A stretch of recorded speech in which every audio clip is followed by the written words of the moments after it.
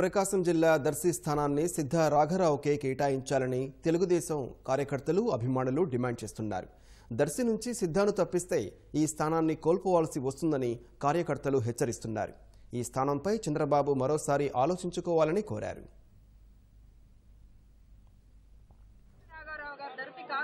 లేకపోతే తెలుగు జెండానే ఉండదని చెప్పి చంద్రబాబు నాయుడు గారు మళ్ళా ఒకసారి చూసుకోవాలా? ఎవరో ఉగ్ర నరసింహారెడ్డికి దర్శి కాన్స్టెన్సీ టికెట్ ఇస్తామన్నారు. అసలు ఉగ్ర నరసింహారెడ్డి ఎవరో కూడా దర్శి ప్రజలకు తెలియదు. ప్రయోజనంగా అందరికీ అభివృద్ధి చేసేటట్టు సిద్ధ రాఘరావు ఆ దమ్ములు ఎదుర్కోవాలంటే ఆయనే రావాలి. ఎవరికి ఇక్కడ సాధ్యం కాదు. ఈ టికెట్ పోగొట్టుకోవడం అనేది చంద్రన్నకి కుడిభుజం లాంటిది.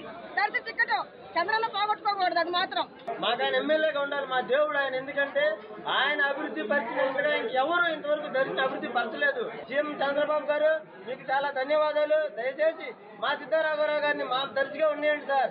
గారు కూడా ఒక క్యాండిడేట్ గా నువ్వైతే గెలుస్తామనే ఉద్దేశంతో వారు అడగటం జరిగిందే తప్ప వ్యక్తిగాడు బలవంతం చేసి ముఖ్యమంత్రిగా తప్పుకోవడం లేదు.